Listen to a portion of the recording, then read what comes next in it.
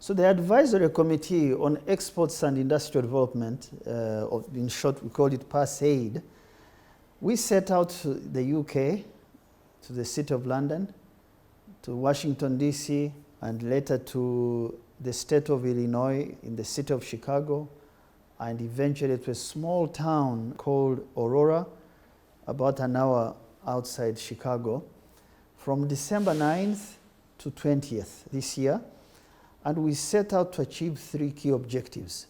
And our hope is that these objectives lead us to attainment of USD $6 billion, United States $6 billion export revenue by the financial year 2027-2028. Now the journey to fulfill an export target often reminds me, when I was on this roadshow, reminded me of Amilcar Cabral. Many young people don't remember, had a man called Amilcar Cabral, one of the independence leaders of Africa. In the late 60s and early 70s, he led the independence struggle for a country called Guinea-Bissau, which was under Portuguese colonial rule. So Amilcar Cabral was asked by a journalist, a British journalist in 1967, why Guinea-Bissau and its anti-colonial movement, its party, Partido Africano da Independência da Guiné e Cabo Verde. He was asked why his movement rejected support from outside, and especially in terms of mercenaries and foreign fighters on Guinea-Bissau's soil. Yet the neighboring countries, African countries, I don't want to name them, were very accepting of this kind of help, in quotes, help from mercenaries and foreign armies, willingly accepting this help, in quotes, in their struggle from colonial rule into freedom. Cabral said, and I quote, "We shall not accept foreign armies or mercenaries on our land because this would rob the people of Guinea their one chance of achieving a historical meaning for themselves, of reasserting their own history and recapturing their identity." Close quote. It's very inspiring words to me that you got to do it yourself. Now, Uganda's exports, investment, recovery after COVID-19 lockdowns, after Ebola, after the negative publicity we had with elections, the recovery and acceleration of manufacturing to me is akin to war, but by other means. It requires us to see a singular dashboard as the people of Uganda. We cannot afford acting disjointedly on an issue of this magnitude, which is a hinge for stability and transformation of our country. Obviously, outsiders can certainly help us, but we have to own our own actions. We have to own our strategy, because victory, once we own strategy and actions, victory that we get in this battle to increase exports will leave us more confident. It will leave us better fighters for tomorrow's economy. This is what this committee of PASAID has been doing to rally all sectors on this issue to act together. But let me just give you context. By June 2020, some of us had begun to notice a major threat on the horizon to our economy. That threat was occasioned by COVID-19 shutdowns. And yet there was no clarity at that time how to mitigate effects of these closures on businesses. Personally, I took 4 months out of Uganda. I went to a very rural area called Tirangore. Tirangore is found in the state of Torit, 150 kilometers east of Juba, in the eastern part of South Sudan. And I lived there with the ancient people called the Lotuk. The Lotuk are the relatives of the Iteso, of the Karamojong, ancient, wonderful people.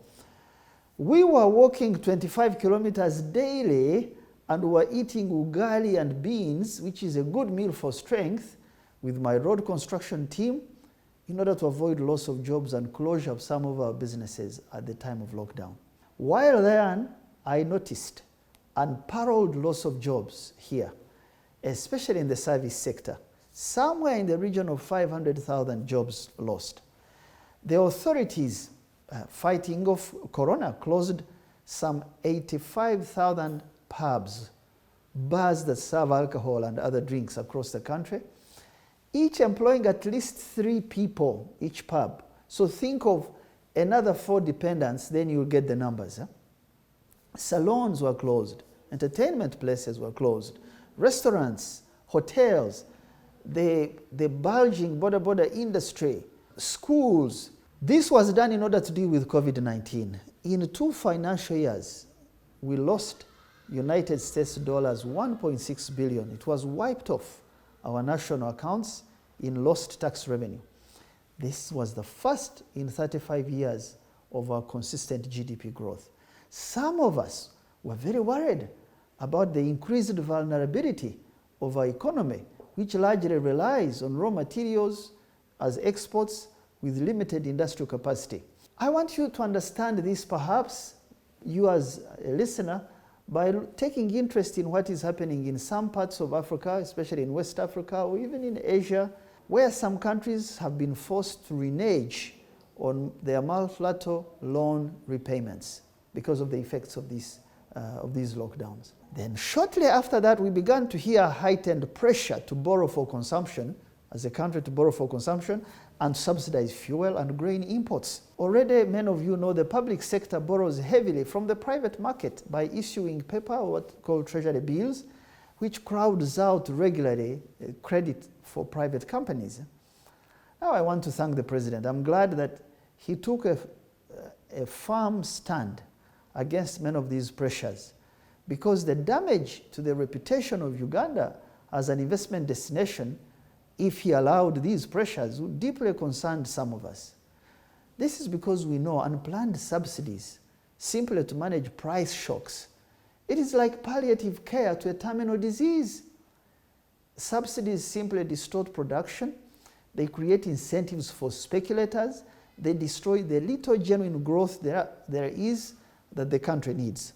We felt at the time, if we did not act as private sector, the consequences of business as usual attitude, much of it in our public sector, could be devastating. The probabilities of failure are still very high. I want to tell you, if we don't think much deeper about the work on exports and begin to see a rising amount of national income from external sales, the threat is still there. For now, what I see, neither the pressure for consumption at home, nor new external sales accounts, nothing has improved for better, even with this stark reality that we see every day. Instead, as we know, many nations in the world, many countries are closing in to protect their markets, their jobs, which demands us Ugandans to act smarter in a fresher way, to get into these markets. We have only seen a slight increase in export revenues to some, I think, $479 million in July 2022 since the start of COVID lockdowns. I am praying that it gets better and better and better.